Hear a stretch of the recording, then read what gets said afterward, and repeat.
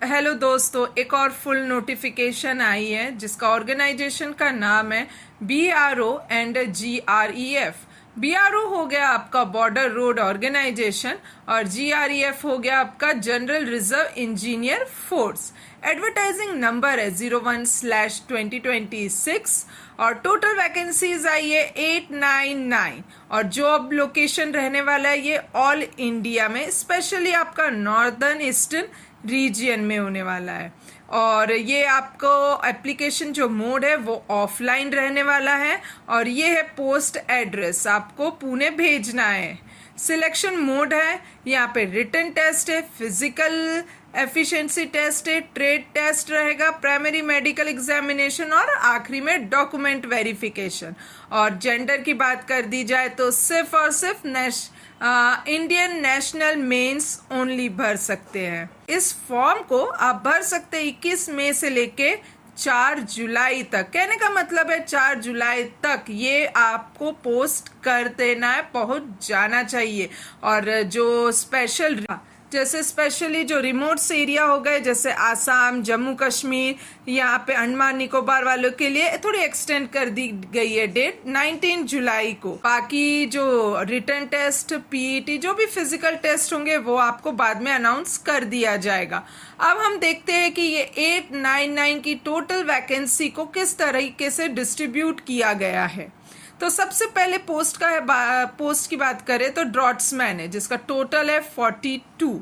फिर हिंदी टाइपिस्ट 10 है और यहाँ पे सबसे ज्यादा आई है मेरे ख्याल से store keeper technical SKT 300, operator communication 261, OEM यानी ऑपरेटर एक्सकैवेटिंग मशीनरी ऑर्डिनरी ग्रेड जो कि 207 है और इलेक्ट्रीशियन 79 है। इस तरीके से टोटल आपका 899 हो रहा है। फिर अब हम आगे की तरफ बढ़ते हैं। तो अब हम लोग एलिजिबिलिटी क्राइटेरिया डिस्कस करने वाले हैं, जैसे कि पोस्ट ड्रॉट्समैन के लिए क्या क्राइटेरिया, क्या एसेंशियल एजुकेशन की जरूरत है। तो सबसे पहले 10+2 with a science subject from a recognized board and 2 years certificate in architect or a draughtsmanship from a recognized institute and national trades या फिर national trade certificate for a draftsman civil with a 1 year practical experience in the trade। फिर उसके बाद Hindi typist का आता है। यहाँ पे हिंदी टाइपिस्ट थोड़ा सा इजी लग रहा है, मतलब 10+2 फ्रॉम रिकॉग्नाइज्ड बोर्ड और आपकी टाइपिंग स्पीड इतनी होनी चाहिए 30 वर्ड पर मिनट। फिर यहाँ पे आता है स्टोर कीपर टेक्निकल जो कि जिसका 10+2 हो जाना चाहिए फ्रॉम रिकॉग्नाइज्ड बोर्ड और आपको स्टोर कीपिंग का नॉलेज होना चाहिए, स्पेशली जैसे व्हीकल्स में, इंजीनियरिंग इक्विपमेंट में। ये एसेंशियल है, ठीक है। और फिर डिजायरेबल में यहाँ पे लिखा गया है कि 3 experience in a store establishment या फिर class 2 course for store man technical as per defensive service regulation.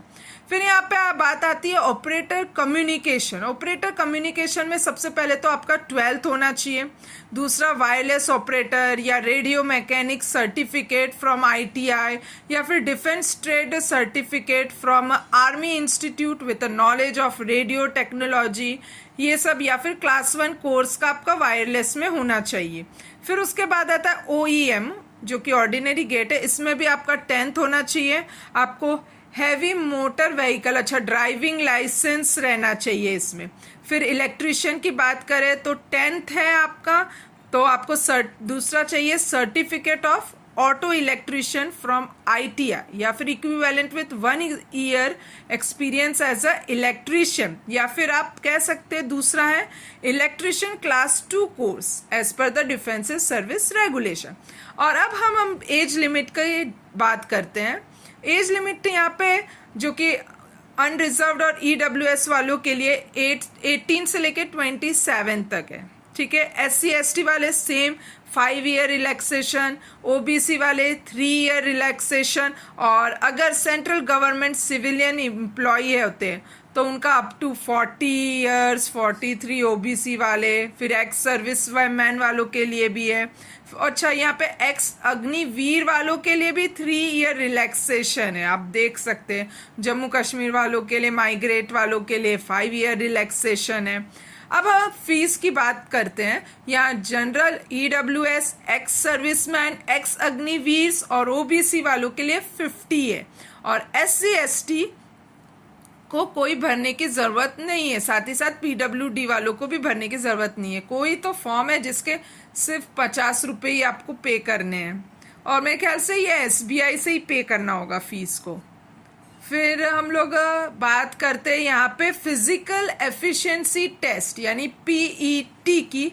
तो यहाँ पे लिखा है candidate must complete 16 kilometre runs in 10 minutes. और जो PWD वाले, एक्स अग्निवीर होंगे या डिपार्टमेंटल वाले, वो कैंडिडेट को ये PET का टेस्ट देने की कोई ज़रूरत नहीं है। फिर हम लोग यहाँ पे यहाँ इनका फिजिकल स्टैंडर्ड रीजन वाइज एक है, जो कि यहाँ पे रीजन लिखे गए हैं। आप अपना रीजन देखिएगा जिसमें मिनिमम हाइट सबकी एक जैसे नहीं है। जैसे यहाँ आप हमारे प्लेन वाले में समझिएगा, गुजरात, महाराष्ट्र, छत्तीसगढ़ वाले मिनिमम हाइट इनकी 157 होनी चाहिए। चेस्ट अनएक्सपांडेड और मिनिमम वेट 50 होने चाहिए। वैसे हर स्टेट का डिस्ट्रीब्यूट कर दिया गया है। अभी BRO वाले हैं, बॉर्डर वाले हैं, तो ये सब फिजिकल टेस्ट वगैरह ये सब तो इनका होना तो है। BRO की रिक्रूटमेंट की सैलरी की बात करें तो ड्रॉट्समैन के लिए पे बैंड जो है ₹5,200 से लेके 2,200 तक रहने वाला है। ग्रेड पे इस तरीके का रहेगा, और बाकी ड्रॉट्समैन को छोड़ के बाकी जो भी वैकेंसी है उनका पे बैंड ये रहेगा, और ग्रेड पे आपका आ जाएगा 1900। ये जो फॉर्म है वो इंग्लिश या हिंदी में ही भर सकते हैं। इस दोनों लैंग्वेज के अलावा आप कोई फॉर्म नहीं इस कोई और लैंग्वेज में नहीं भरना। और दूसरी बात है वेटेज। यहाँ पे एक वेटेज दिया गया है, जो कि जैसे जिनके पास NCC का C सर्टिफिकेट हो तो उनको 10%, और GRF वाले हो तो उनको 15% होगा, और अगर एक्स सर्विसमैन के बच्चे हैं तो 3% का ऐसा कुछ है। तो यहाँ पे आप एक बार नज़र डाल लीजिएगा अगर आपका ऐसा कुछ है तो।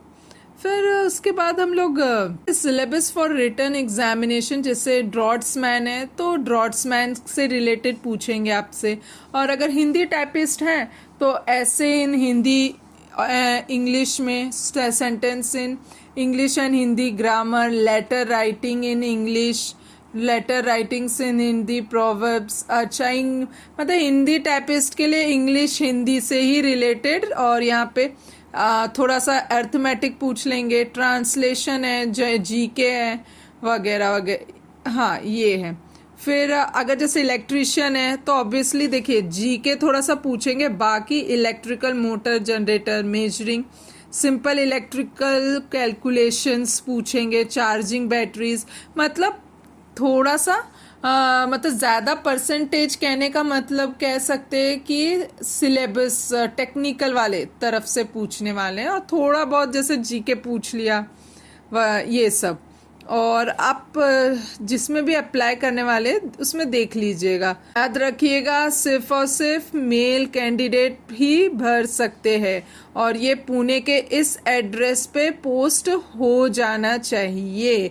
प्लीज़ क्लोजिंग डेट का इंतज़ार मत करिएगा, इसे जल्द से जल्द, अगर आपने सोच लिया इसे भरना ही है, वैसे भी तो 50 ही रुपये लगेंगे फीस। ऐसे तो आजकल कितनी फीस, फॉर्म भरने की कितनी फीस लग रही है, तो 50 रुपये को क्या ही देखेंगे हम लोग। ओके, और अगर जैसे आप कुछ भी आपको डाउट है या तो आप कमेंट करके, ये यहाँ नीचे आपको फॉर्म है, इसका प्रिंट आउट निकाल लीजिएगा।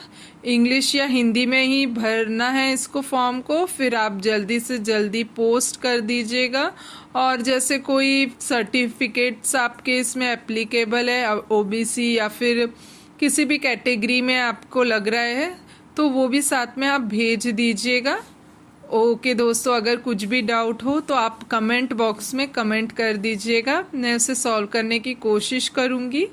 Okay, all the best and thank you and like and subscribe my channel.